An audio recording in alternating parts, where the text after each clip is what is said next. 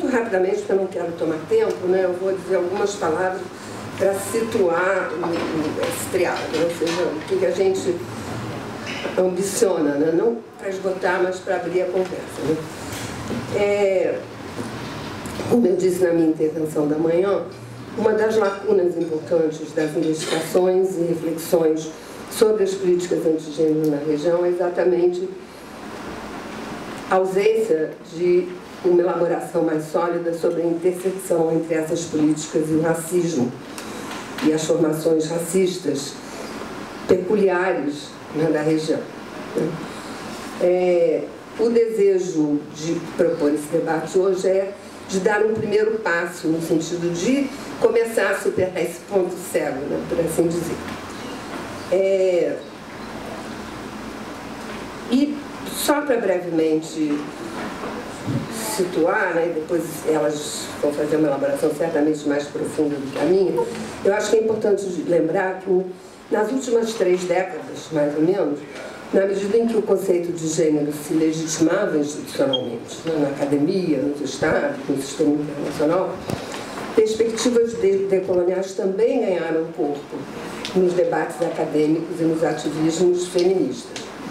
E nesse percurso, a contribuição das feministas latino-americanas foi, e especialmente de feministas negras brasileiras, foi muito fundamental, né, para sedimentar, né, uma teoria decolonial feminista. Eu estou pensando em Marielo Gomes, Rita Segato, no Brasil, Lélia Gonçalves, que eu já mencionei, mas também Sueli Carneiro. Né? Em paralelo, nesse mesmo período, são muitas coisas, temporalidades e dinâmicas juntas. Né? Elaborações teóricas começaram a ser desenvolvidas no campo dos estudos queer e trans, que trouxeram à luz problemas e questões não debatidas acerca da genealogia mesma do conceito de gênero. Né? Estou mencionando aqui, sobretudo, as problemáticas e muito condenáveis pesquisas sexológicas conduzidas pelo Dr. Monen, que é como um inventor, né, inicial do conceito de gênero, que precederam a reconfiguração do conceito nos anos 70 pelas feministas anglo-saxônicas numa vertente radicalmente diferente do Monen. Né? Mas esse tema não veio à luz até muito recentemente. Quando isso aconteceu, desdobraram-se, né, uma série de vertentes críticas ao gênero, como uma moldura ocidental, monolíngue, biomédica, e novas elaborações políticas começam a ser feitas diferenciando os outros feminismos, né, muitos outros feminismos, em particular o feminismo negro, do feminismo inspirado pelas teorias de gênero. É uma elaboração que começa há muito tempo. Né? Paralelamente, como nós vimos no debate de hoje, e paradoxalmente, ganhavam corpo, e cada vez mais corpo, às políticas antigênero, né? Em cujo cerne, como sabemos também, viceja um robusto essencialismo sexual. Né? E, como foi dito também hoje, nesses ciclones, não raramente, é mais frequente na África, mas também na América Latina, o gênero é desqualificado, repudiado e demonizado como uma imposição neocolonial. Né? E nessa mesma ecologia, como também dissemos hoje, os feminismos críticos de gênero, depois da intervenção do Mauro, eu não preciso dizer muito mais sobre isso, vem ganhando uma enorme proeminência e influência política institucional. E os seus discursos estão inibando a política ultraconservadora,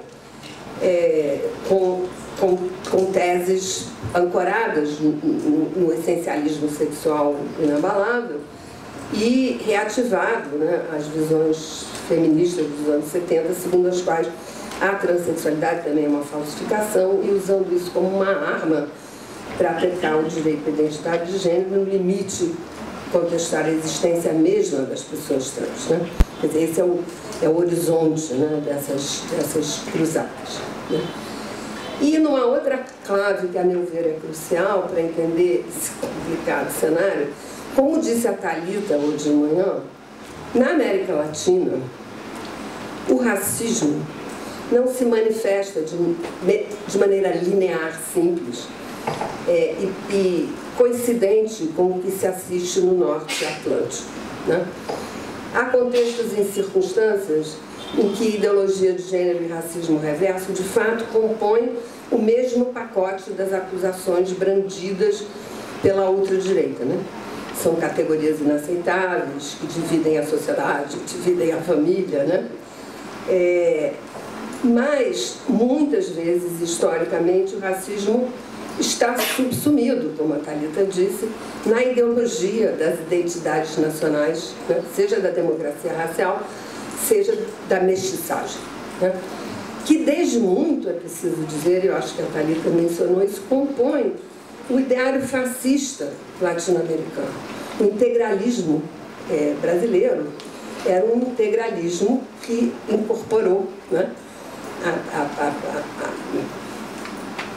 a mitologia da mistura com os indígenas, né?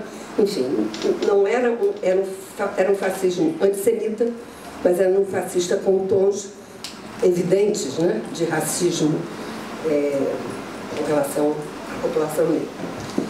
Ele também aparece na paixão, isso toda parte, mas aqui também, na paixão visceral da ultradireita pela desigualdade, né, para citar o Rancière, e no caso do Brasil especialmente, sobretudo na fantasmagoria persistente que vem de antes do Bolsonaro, que faz dos criminosos, né, da delinquência, inimigos principais da ordem social. E sob esse tropo, né, por trás desse tropo, está sempre um homem negro, né, ou quase sempre um homem negro, né. Nesse tabuleiro complicado, como disseram Diana e Maria Luísa, as correntes feministas antigênero, que na maioria dos países são compostas por mulheres brancas de classe mais alta, universitária, nunca falam de racismo, né? De discriminação racial ou de violência baseada no racismo, quando levantam as suas pautas de violência contra as mulheres, que é sempre pensada exclusivamente como decorrente da diferença sexual, né? Da dominação masculina ancorada na diferença sexual.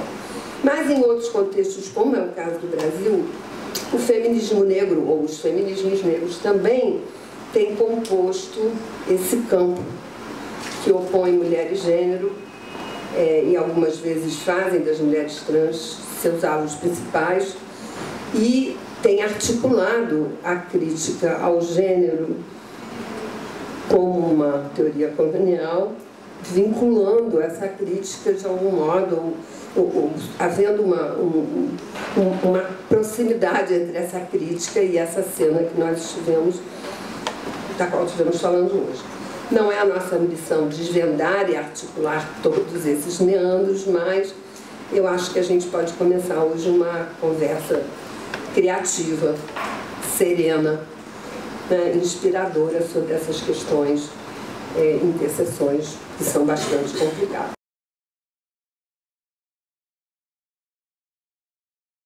Okay, and good evening to everyone, and welcome to the final session of the day. And hello again to everyone who's been here since almost 9:30 or perhaps just 9:35 since morning. I've seen many of you since 9:27, 9:28 and onwards, so been here throughout the day, and what a day it's been, right? It's been, and can I just say first, and sort of just because I've been dying to say this all day, really, it's been such enormous and a massive privilege to hear all of the sort of magnificent, heartening, but also devastating papers today, and talks and thoughts, and whose power actually comes from what Claire Hemmings pointed out earlier, from decades of work, research, and activism, but also actually from a shared space of political commitment. And I think that's why it was so powerful to hear, really.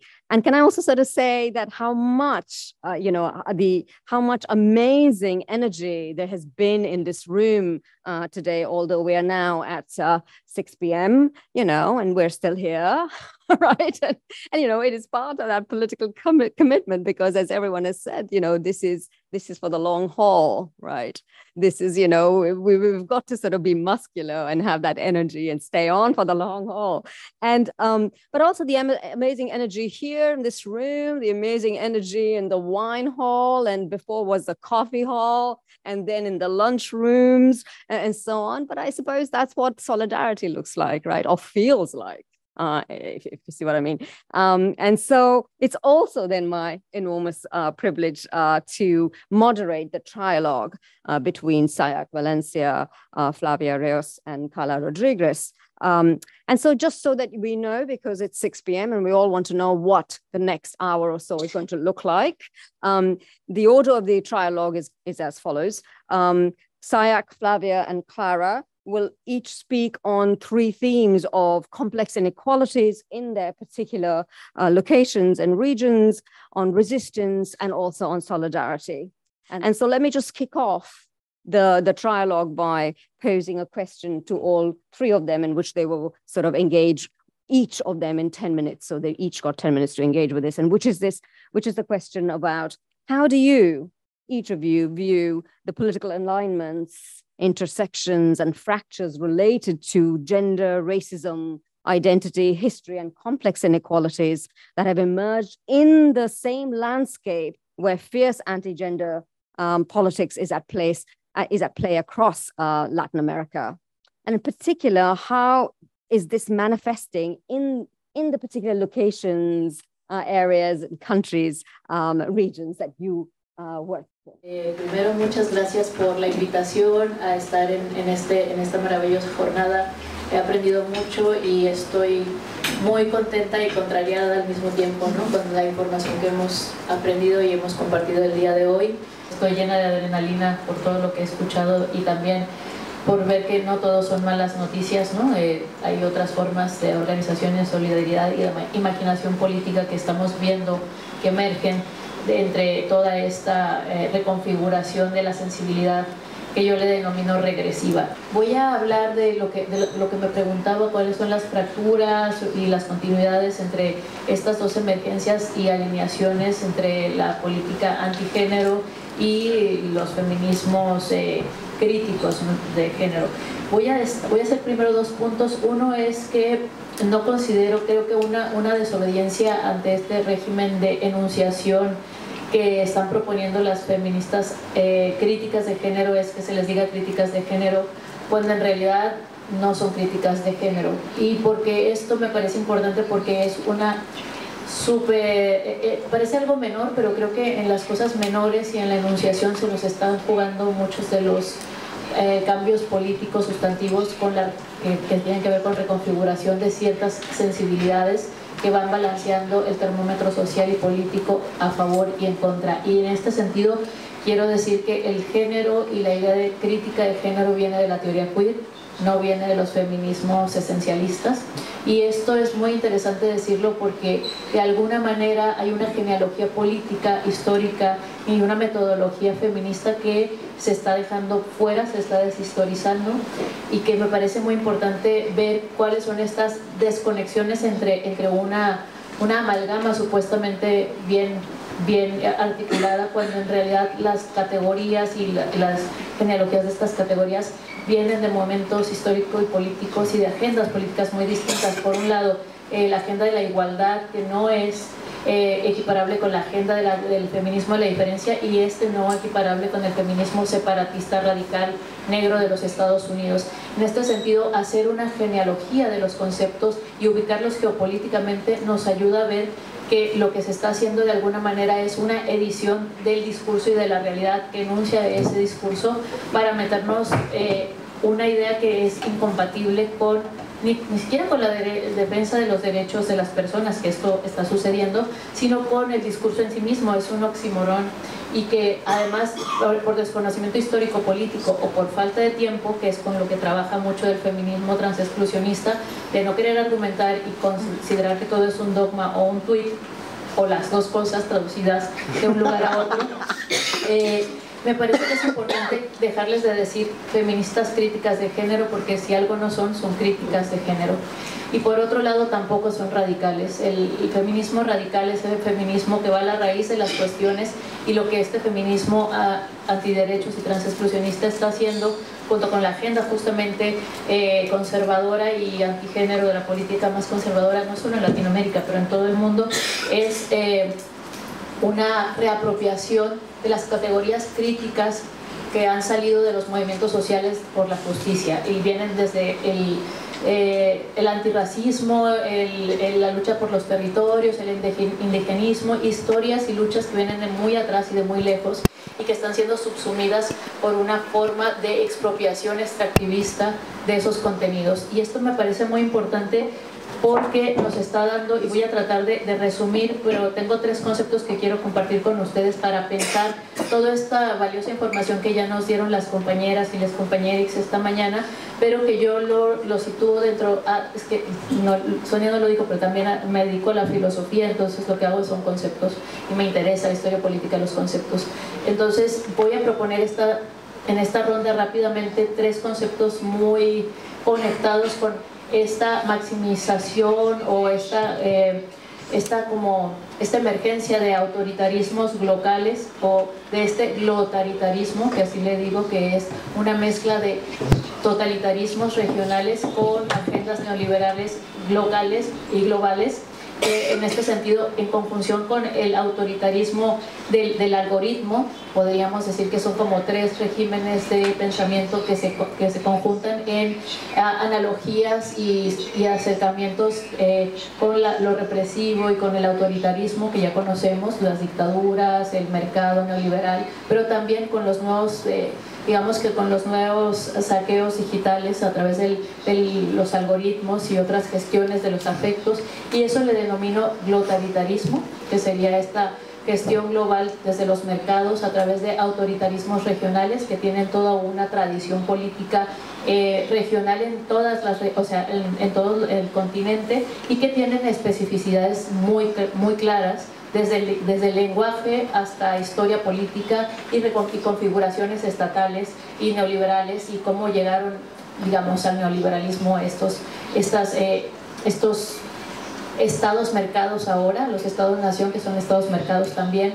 Y en este sentido, cómo esto va a ir suflando una forma de sensibilidad que denomino regresiva. Y en este sentido no es solo conservadurismo, como decían hace rato, no es la vieja y la nueva izquierda, que también, y la vieja y la nueva izquierda, ¿qué diría Freud? Bueno, las dos cosas, ¿no? No es la vieja y la nueva izquierda y también la vieja y la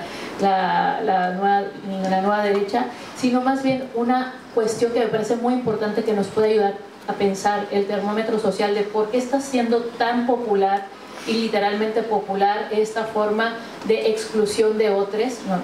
Muy visiblemente con el movimiento trans, pero también de otras discriminaciones, como decían, raciales, económicas, de estatus migratorio, y esto lo relaciono con algo que denomino sensibilidad regresiva. Y cuando hablo de sensibilidad regresiva y no de conservadurismo, lo hago porque lo que veo en México es que hay agendas que capturan ciertos nichos, como decían en la mañana, morales, o ciertas agendas que capturan ciertos hot topics o ciertas como temas candentes, por ejemplo las infancias, y las vuelven un lugar de consenso silencioso diametralmente opuesto, ¿no? Desde con mis hijos no te metas, hasta personas de la izquierda que dicen, bueno, es que a los niños, evidentemente todo el mundo estaría de acuerdo en que a las niñas no hay que lastimarlos, ni abusarlos, ni explotarlos, y en este sentido esta agenda como que modifica y modula las emociones en torno a las infancias, aunque sean muy distintas, y por eso digo sensibilidad regresiva y no solo conservadurismo, porque dentro de las agendas de la izquierda yo decía, ¿cómo se volvieron tan poco, las progres, cómo se volvieron tan conservadores? Y tiene que ver con esta modulación afectiva sobre ciertas historias que tienen que ver obviamente con género, sexualidad, poder, Estado, nación, economía y otras cuestiones, pero que no tenemos un consenso global discutido, sino más bien asunciones sobre qué debería ser lo bueno, lo justo y lo bello para estos temas, y en este sentido de ahí se cuelgan unas agendas que están completamente en un espectro político muy distinto, puede ser izquierda o derecha, y no estoy diciendo que sean lo mismo porque no lo son, por supuesto, y seguiremos diciendo que no lo son, y estamos aquí para que no lo sean, justo, pero como esto no se discute porque se trabaja a través de algo. Esta sensibilidad regresiva es la reprogramación del sensorium al completo, pero que se transmite a través de algo que yo denomino régimen live streaming, y que es lo que estamos haciendo ahora, que es la sensibilidad prefiere más bien la mediación visual, porque estamos también acostumbrados a esa mediación visual, que la realidad en sí misma. Y en este sentido hay una ontologización del sentido de las imágenes, por donde se vuelve más importante la imagen de algo que lo que está buscando enunciar.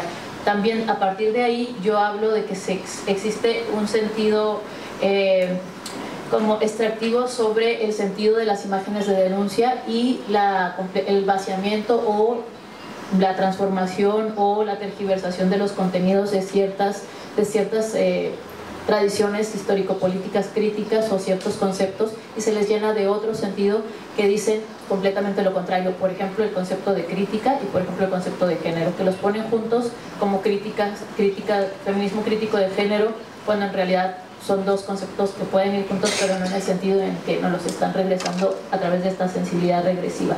Nesse momento, que é 2003, eu estava às voltas, quando Butler estava, então, chegando para ser traduzida no Brasil, com essa questão, né? Bom, então, está chegando aí uma autora estadunidense que vai dizer que o feminismo não deve ser mais feito em nome da mulher. Estava vindo junto a ideia de que o feminismo podia acabar, porque as mulheres já tinham conquistado tudo que elas queriam e precisavam ao longo do século XX, e, portanto, com o fim do século XX, com o fim do socialismo, com a queda do Muro de Berlim, com o fim, vinha junto no pacote o fim do feminismo, né? E eu tenho uma desconfiança que eu raramente digo em público, muito menos gravado, mas vou dizer assim mesmo, que o que motivou a publicação do livro da Butler, entre outras coisas, era essa ideia de que ela estaria falando do fim do feminismo, né? Porque tem esse ruído na recepção do livro nos Estados Unidos nos anos 90. Né? Então, que seria... e é justamente o contrário que ela está dizendo, né? Porque na medida em que ela está dizendo que é para a gente fazer um feminismo que não seja mais feito em nome do sujeito mulher, ela está justamente dizendo para a gente ampliar e não para a gente acabar, né?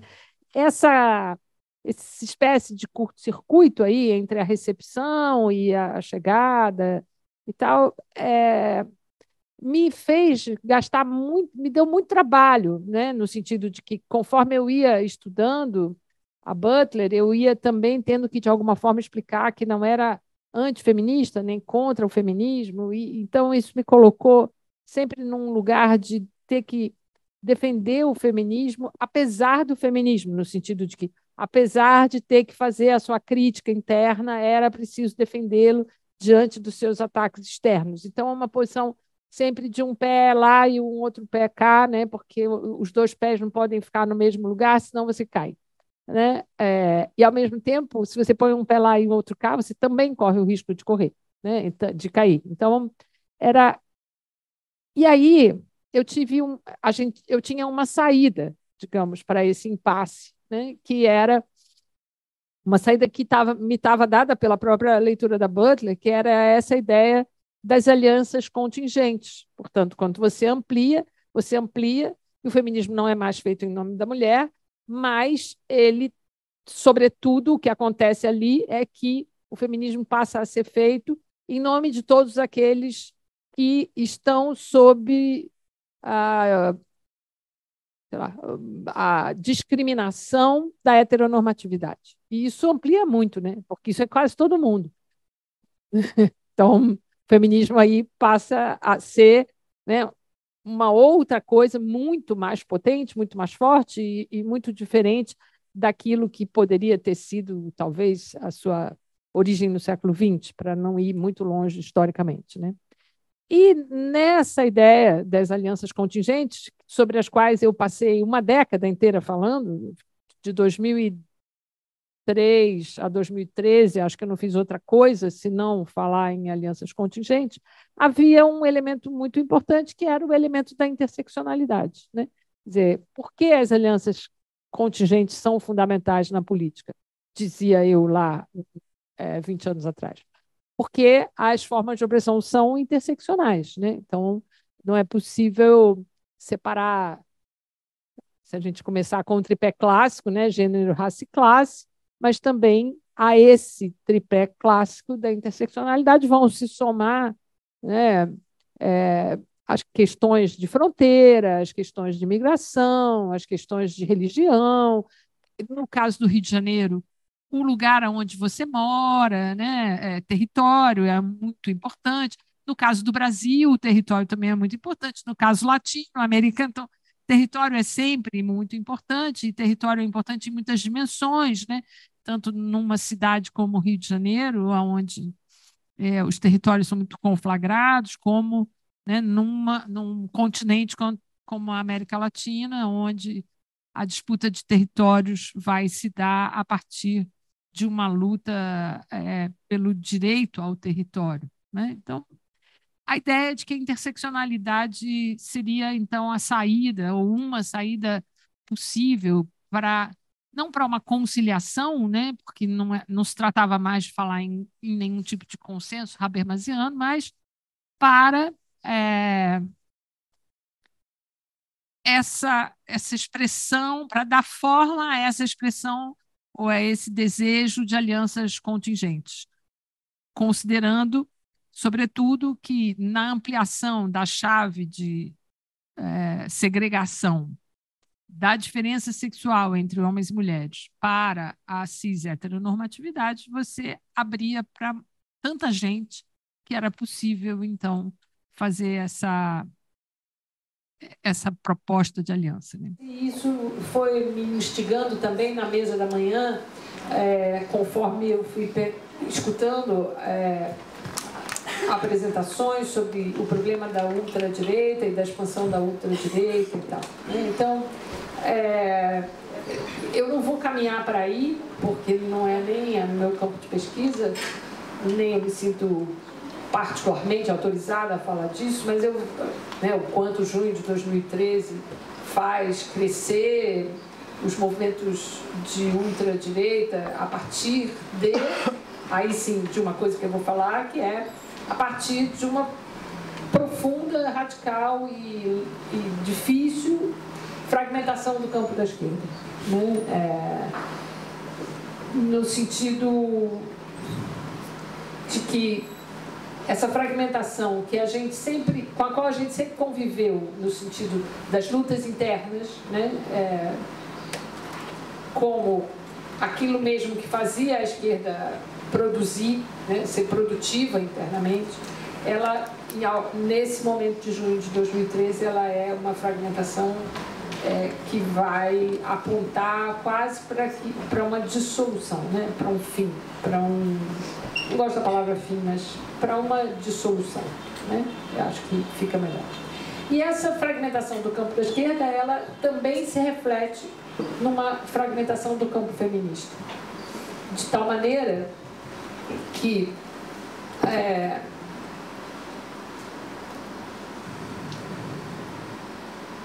isso que a gente tem, que esse seminário está se dedicando a pensar, mas que a gente tem enfrentado no dia a dia da militância, que é uma disputa por uma hegemonia dentro do campo feminista, isso vem sendo gestado, eu entendo, desde 2014, 2015, quer dizer, um pouco o reflexo dessa fragmentação de 2013, né?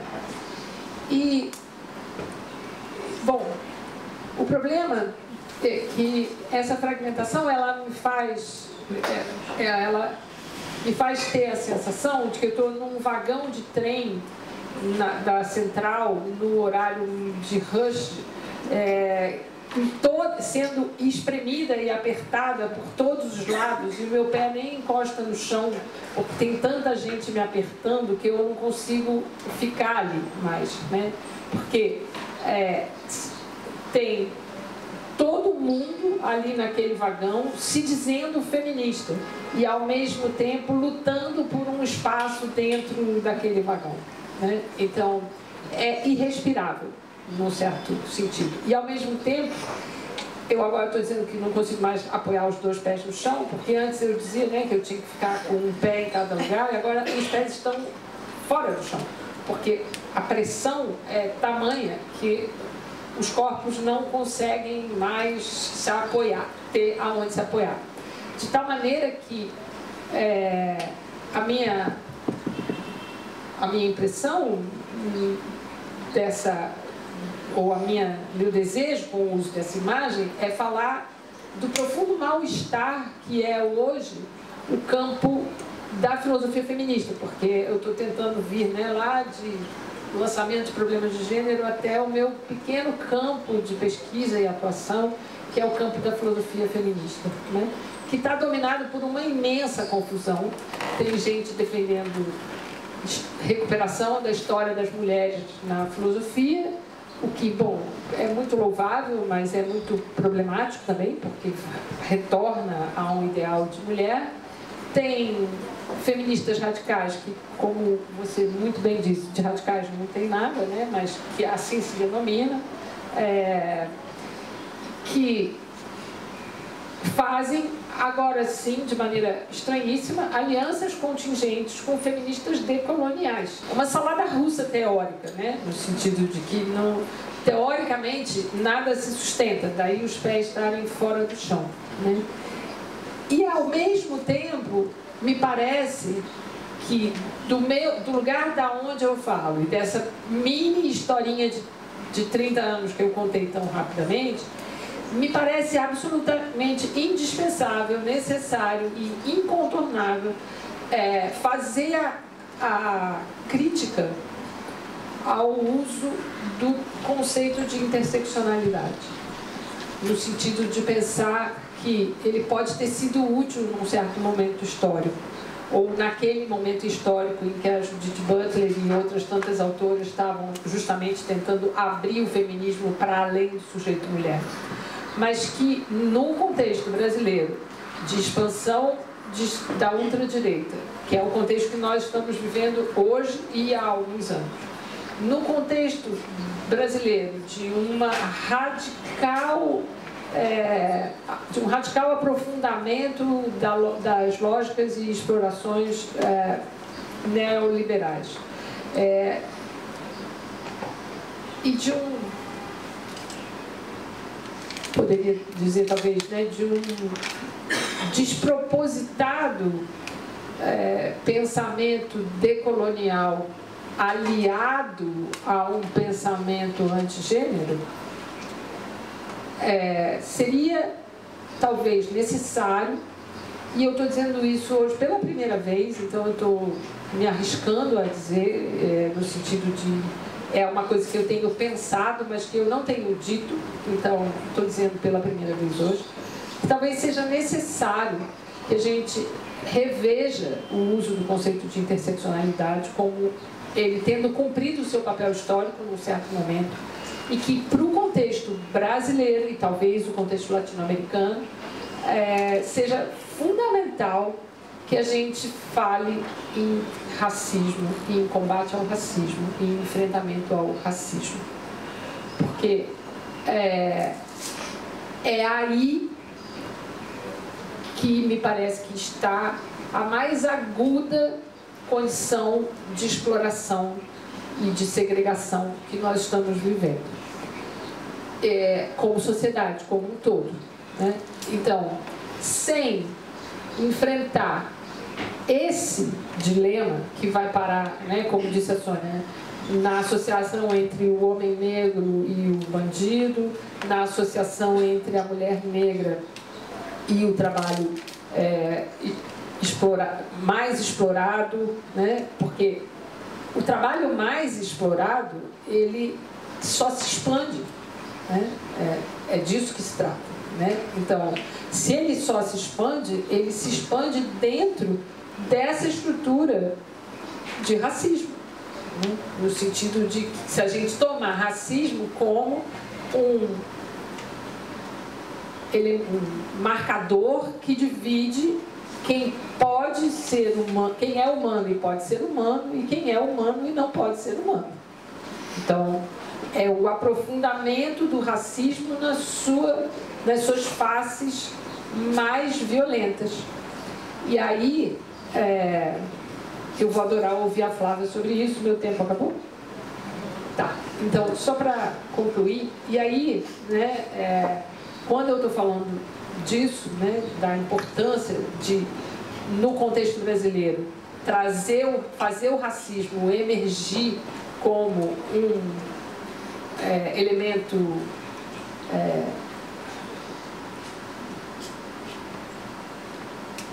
cuja segregação é mais dolosa para a vida social, né? Eu também gostaria de, antes de terminar, dizer que seria importante fazer emergir, e eu sei que esse seminário é um esforço para isso, mas, né, justamente pensando que a gente não termina aqui, a gente começa aqui, ou a gente continua daqui, ou a gente retoma daqui, né?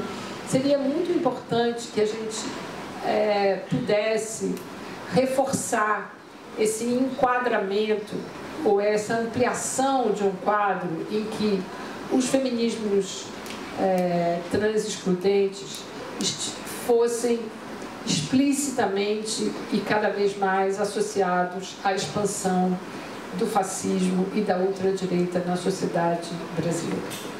Porque sem isso vai ser muito difícil ampliar a pauta, porque vai, de alguma forma, nos fazer sempre ter que explicar que essa é uma questão para as pessoas trans, mas essa não é só uma questão para as pessoas trans.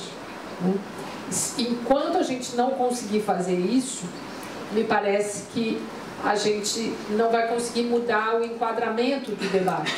E o enquadramento do debate é o que eu estou tentando propor aqui como um ensaio, né?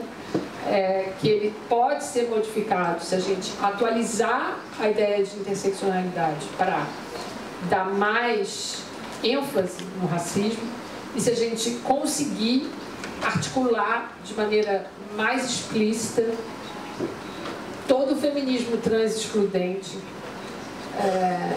com a emergência das forças de ultradireita. Eu estou falando do Brasil porque é o contexto no qual eu estou me limitando a falar.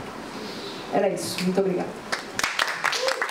Eu queria, na verdade, já considerando todas essas falas e a pergunta, a questão que isso me trouxe para nós, eu queria primeiro chamar a atenção para a minha leitura, né, da discussão sobre gênero, sobre as intersecções entre gênero e outras categorias relevantes para o debate desta noite.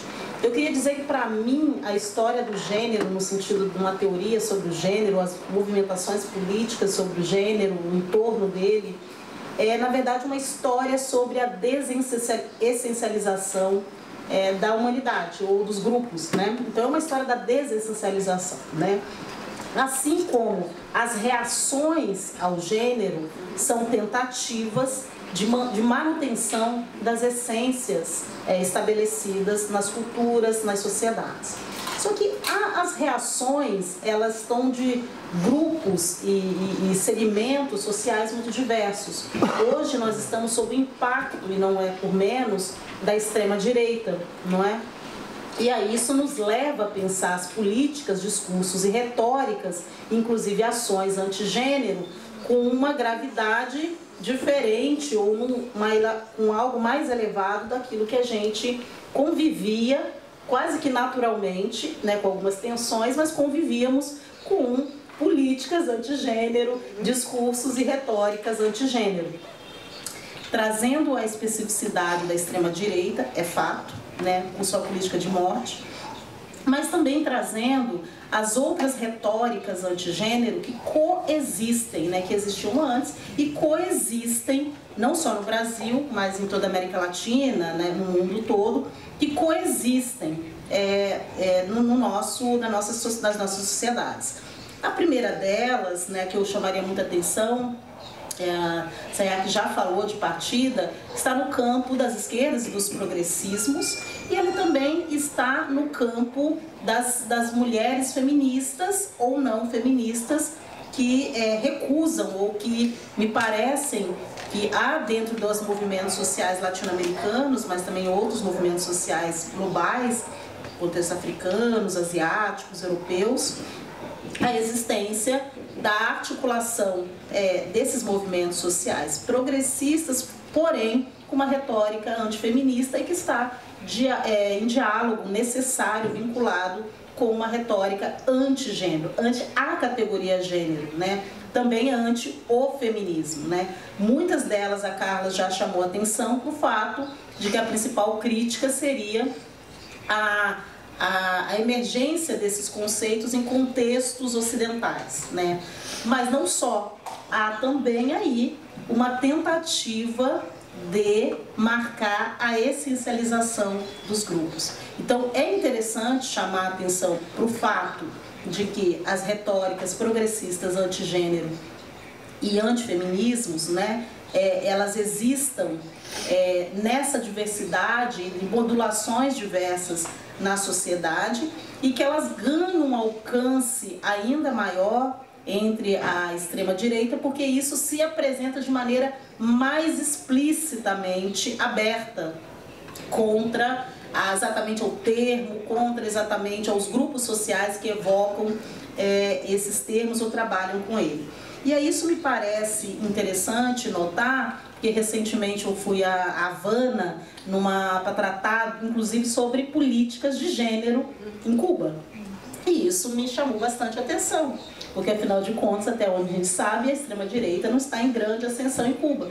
Mas as mulheres de esquerda, né, as mulheres progressistas, as mulheres socialistas, entendiam que sofriam muitas dificuldades e barreiras para discutir o tema de gênero, né, da temática de gênero. Ali também um movimento antigênero, né? E que movimento antigênero existe nesses contextos? O mesmo que a gente já conhece por aqui, que é o de secundarização da categoria gênero num universo, né, de explicações sobre o mundo, né, sobre a dinâmica do mundo, a sua possibilidade de transformação e etc. De novo, a gente pode voltar ao tema da tentativa de essencialização da sociedade, mas não necessariamente nas mesmas bases, né? Tem essencializações e essencializações, mas o fato é que a natureza mesma de todas essas retóricas antigênero é uma retórica, uma natureza de essencialização. Mas me chama a atenção e a necessidade de separar o joio do trigo, inclusive para a gente poder não só teorizar sobre a complexidade disso, mas também combater isso na prática, né? Então, por exemplo, numa pesquisa que eu desenvolvo na cidade de Niterói, me chocou o fato de uma cidade, Niterói, que é uma cidade conhecida por ser progressista no estado do Rio de Janeiro, com governos sucessivamente progressistas, inclusive em contexto de extrema-direita. Hoje, analisando os dados sobre a aplicação de projetos que envolvam a temática de gênero, ganharam uma queda assustadora nas escolas municipais. E as escolas são municipais, elas são controladas por uma administração pública, por uma secretaria de educação, de um governo progressista. Ou seja, é importante a gente considerar que essa política antigênero, seja na sua fórmula fascista, seja na sua fórmula progressista, ela tem efeitos muito dramáticos, senão a gente poderia encontrar numa cidade progressista uma curva diferente daquela que a gente poderia encontrar numa cidade não progressista ou dominada pelo fascismo. Então, me chama a atenção o fato de que nós precisamos não só focar na extrema-direita, mas, sobretudo, nessas formas diversas pelas quais o discurso antigênero se manifesta e está presente. E aí eu gostaria de chamar a atenção para uma retórica que dominou o debate público, não só brasileiro, mas latino-americano, e transcendeu o ambiente do nosso continente, que é o debate sobre identitarismo. E o quanto que esse debate sobre identitarismo é um debate tanto da direita, da extrema-direita, como da esquerda, e nessa é como se houvesse um grande arco de aliança, em que há uma defesa intransigente contra as categorias relacionadas, sobretudo ao gênero, né, que esse é o tema principal do debate sobre identitarismo, mas também contra outros grupos sociais que demandam ou que articulam gênero ou não articulam gênero ou outras categorias, como etnicidade, raça e etc. Então, nessa curva nesse debate sobre identitarismo, há uma grande camuflagem na minha leitura que o debate progressista faz, muitos acadêmicos embarcam nessa leitura. A questão da interseccionalidade, na minha leitura, é um desdobramento, como a Carla aí coincidindo com o discurso, com a elaboração dela, é um desdobramento dessas teorias sobre o gênero, que nos levam, né, teoricamente e concretamente na prática política, a refletir sobre categorias e depois sobre teorias que possam explicar o social e transformá-lo, né? Não só explicar o social, mas transformá-lo. E aí essa categoria interseccionalidade, ela aparece na minha leitura, um pouco como a Carla apresentou, como uma reação à hegemonia de certos grupos de mulheres feministas, também aparece como isso, como essa reação, mas também aparece como reação à exclusividade da classe social também, como explicação do mundo, né? Então, a interseccionalidade não está só se desdobrando sobre as teorias do gênero, ela está se desdobrando sobre várias teorias do século XX que emergiram no século XIX, né? Já teorias do século XIX. Então, é uma teoria que se desdobra, né, se complexifica dentro dos estudos de gênero, mas elas também reagem a outras teorias vigentes que secundarizavam o gênero e outras categorias relevantes para essas teorias, como da interseccionalidade ou consubstancialidade, pensando aqui com a Danielle Kerguá, né, que também desenvolve dentro do marxismo uma teoria da complexidade, que é como eu gosto de pensar, como a Patrícia Hill Collins recentemente nos convidou a pensar a interseccionalidade como uma teoria crítica, revisitando todas as teorias críticas vigentes nos estudos das humanidades, né, enquanto teoria crítica, eu diria, uma teoria da complexidade. Por que uma teoria da complexidade, né? Porque é um convite a pensar que houve um desenvolvimento dessas categorias relevantes para o entendimento do mundo social, como as teorias sobre raça, as teorias sobre etnicidade, as teorias sobre gênero e seus desenvolvimentos, as teorias sobre classe e suas várias matizes e diversidades. E essa ideia da interseccionalidade, não só como categoria, mas como uma teoria, ela nos convida como provocação, mais do que se é o termo que a gente deve ou não usar, mas ela nos convida a pensar ou até a rejeitar as teorias monocausais. E de algum modo, as teorias de gênero foram encapsuladas por uma monocausalidade. E é nesse sentido que, reagindo aqui, né, a Carla, eu não acho que a gente deva jogar o bebê com a água do banho fora. Eu acho que a gente deve, inclusive, levar em consideração que esse desdobramento dessas teorias, né, que emergiram nos finais do século XX, enquanto teoria, né, no sentido mais robusto de elaboração, né, de fundamentação, que essas teorias, elas nos convidam, teorias interseccionais, nos convidam a refletir sobre e contra ou sobre os limites das teorias monocausais.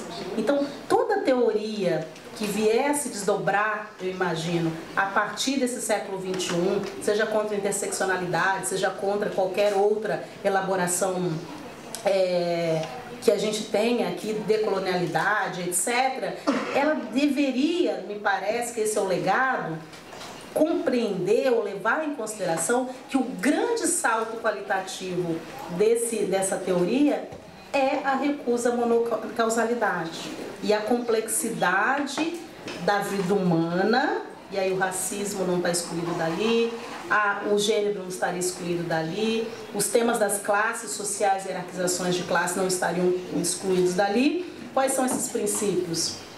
Da não hierarquização dos sistemas de dominação, da compreensão de quais sistemas são esses, da sua identificação, da análise interna deles, e o entendimento dos momentos em que eles se interseccionam.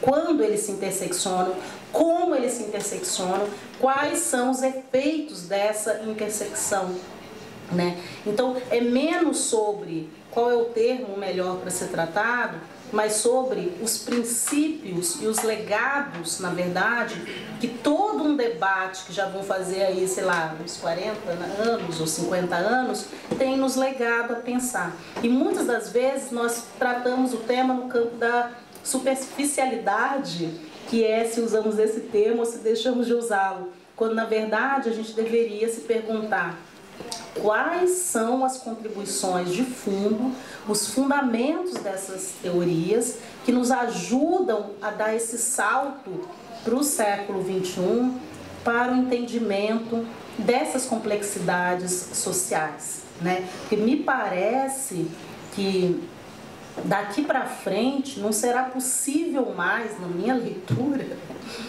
não será possível mais pensar o mundo social, seja na singularidade, seja na essencialidade, seja na monocausalidade.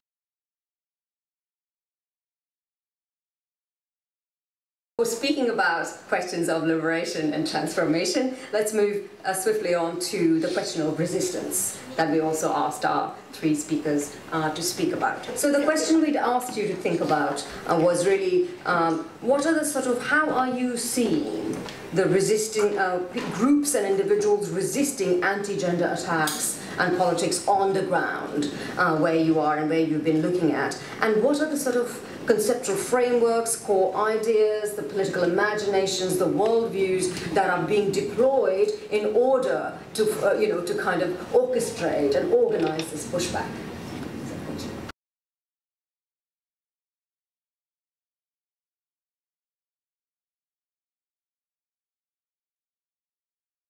Primero voy a decir algo que me parece importante en el contexto mexicano y quizás sea extrapolable a otros contextos. En el contexto mexicano es importante decir que el transfeminismo, el movimiento transfeminista no es solamente un movimiento de personas trans o identificadas como personas trans con X o con asterisco en el sentido amplio de lo trans, ¿no? Transgénero, transexuales, pero el concepto trans se ubica más allá de, bueno, para resumirlo, el transfeminismo no es un generismo, ¿no? Y en ese sentido, bueno, ahí se caen muchas de las críticas antigénero, y lo que hace los movimientos transfeministas en México están muy ubicados en la idea de utilizar el prefijo trans en su significado, en su radicalidad, en su raíz, que significa movimiento, cruce, transformación, devenir. En este sentido, los movimientos transfeministas están muy ubicados también desde la frontera en integrar a las personas migrantes, también las cuestiones de raza, género, sexualidad, y no de una manera monolítica, como decías tú, ni monocausal, sino más bien como la ampliación del sujeto político de los feminismos para la justicia social. Evidentemente también las mujeres cis y todas las personas que quieran adscribirse al movimiento, sin negar la genealogía feminista de los movimientos. Esto es importante porque que ya no tengo mucho tiempo, pero el transfeminismo desde el que yo milito viene de tres cruces. Uno es la frontera México al sur, de Estados Unidos, pero también mi relación con el Estado español. Durante mucho tiempo estuve viviendo ahí y ahí estábamos pensando las mujeres migrantes en el Estado español, cómo el queer o la teoría queer era muy importante para nosotras y nuestras genealogías, sobre todo las que venimos de las fronteras entre México y Estados Unidos, porque no viene solo de Judith Butler, sino más bien de las multitudes queer, de chicanas, feministas negras, personas con VIH, neoliberalismo rampante reaganista de los años 80, políticas de austeridad, cáncer de mama, bueno, otra serie de cuestiones que son englobadas por el concepto de sujetos excéntricos y bueno, hay multitudes queer de las que habla Teresa de Lauretis en su momento y que después pasa a ser una teoría, ¿no? más estructurada y más desde la escuela de la teoría queer. Entonces pensábamos cómo hacer que seguir siendo queers o seguir militando en el queer y en el feminismo sin que estas cuestiones fueran excluyentes y además cosmetizadas. Por un lado, el queer estaba muy cosmetizado, ¿no? Era como todas nos ponemos pelucas y bigotes, que se había reducido casi a una cosmética y a una prostética. A mí me encanta y lo hago, pero no es solo eso. Y en este sentido, la autoconciencia del movimiento de la migración y de no ser identitaristas ni monocausales, porque en realidad sabemos que la pregunta que se hace regularmente desde estos movimientos antitrans o por el sujeto político del feminismo es cómo se va a hacer una revolución sin sujeto, ¿no? Estamos en un sujeto para una revolución. Y entonces yo, desde mi punto de vista y en consonancia con las luchas y con el reconocimiento de los pueblos originarios, de los cimarronajes, de las afroamericanidades, ¿no? Diciendo que, por ejemplo, Haití hizo una revolución sin sujeto, porque las personas afro-haitianas eran esclavizadas y no eran sujetos, que el concepto de sujeto político corresponde a una idiosincrasia del siglo XVIII de la Revolución Francesa Democrática que no nos incluía, y que entonces el sujeto político no tendría que ser el eje de enunciación de nuestros movimientos por la justicia social y por la liberación. Podemos ampliarlo, puede suceder como un enclave de sentido y de diálogo, pero esa no tendría por qué ser por sí, en sí misma, nuestra genealogía en la lucha en nuestros territorios. Y ya, voy a nada más decir que Lorena Carnal, que es una feminista, ella se denomina transfeminista, también milita en el transfeminismo, pero viene de sus pueblos originarios, ella es de Guatemala, y habla de una vida más holística, no esencialista, de la decolonialidad, y de otras formas de militancia que incluyen a la supervivencia de la tierra, y recomiendo un montón su trabajo para ver otras formas de transfeminismo que no están ancladas solamente a la discusión de género, ¿no?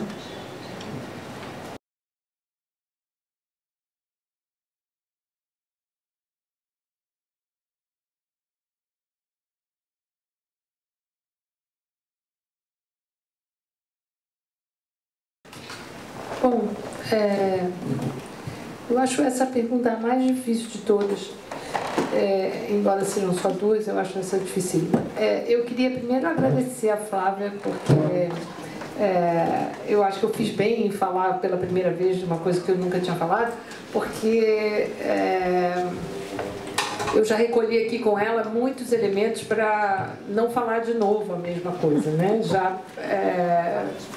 Já falar diferente e tal. Embora eu ainda queira, de alguma forma, pensar nessa centralidade do tema do racismo como uma chave de segregação, porque eu acho que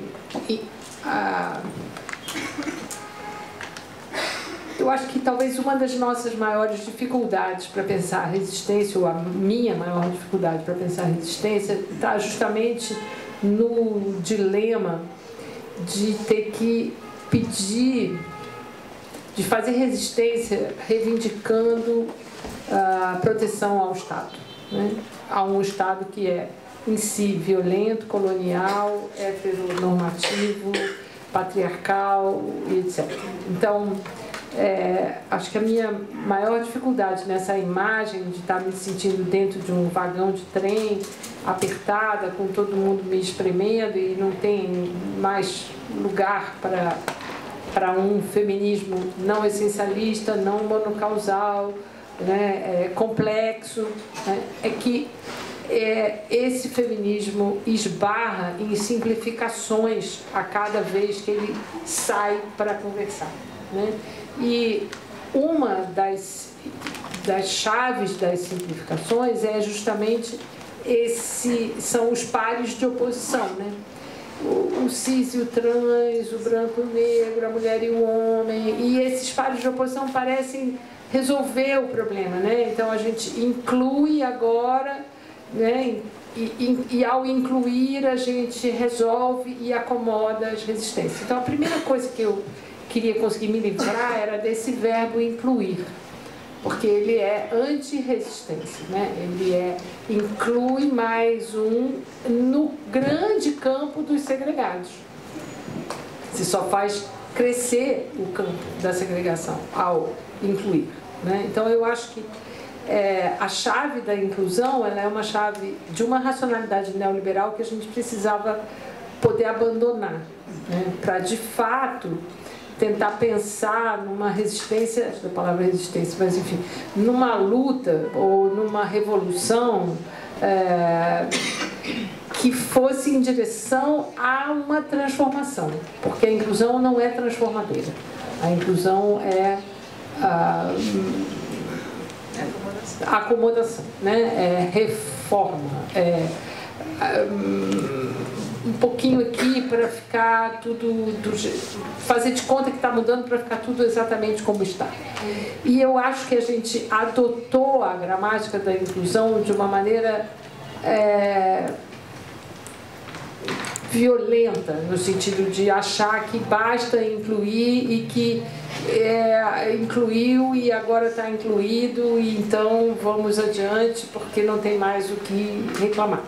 E eu, evidentemente, estou falando de uma maneira geral dessa ideia da inclusão como um ponto-chave da lógica neoliberal, né, que opera com esse par incluído-excluído, mas eu também estou falando como professora de uma universidade pública, onde as políticas de inclusão no campo da educação têm sido super problemáticas, né? Porque a inclusão justamente mostra o quanto ela não tem o que oferecer a não ser e aí é terrível, porque aí você tem que complexificar, porque não que ela não seja importante, né? Mas ela não resolve. Então, para mim, hoje, o grande desafio de pensar uma resistência antigênero, né, a resistência a todos os feminismos antigênero e a todos esses grandes embates dentro do campo feminista por uma hegemonia, é abandonar essa gramática da inclusão e oferecer uma outra coisa, né? Oferecer algo, de novo.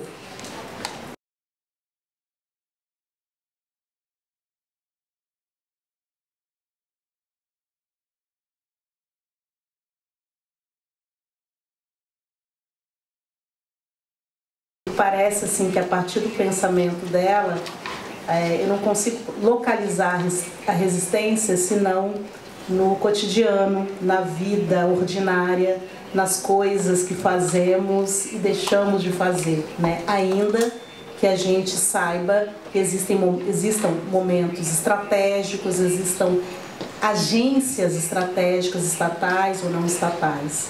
Mas falar de resistência para mim, então, significa essa resistência, vou chamar aqui de ordinária, cotidiana, né? Que envolve estar naqueles seus próprios espaços de trabalho, de investigação, para, no caso nosso das humanidades, refletir, seja sobre categorias, seja sobre um dado problema social. Estou vendo aqui a Rosana, né, olhando os dados, as tabelas, os arquivos, os materiais que dizem respeito aos temas que a gente estuda, inclusive fazendo bons diagnósticos, que eu acho que é isso que a academia pode contribuir, né, no sentido dessas resistências, que é fazermos bons diagnósticos dos caminhos errados, né, que o Estado toma, que os próprios movimentos tomam, estratégias que a gente adota, né, ou que vê sendo adotadas e que a gente precisa, ora, contribuir com elas, ora, critica essas experiências e esses caminhos. Então, não tem uma resposta certa, porque a pergunta é uma provocação.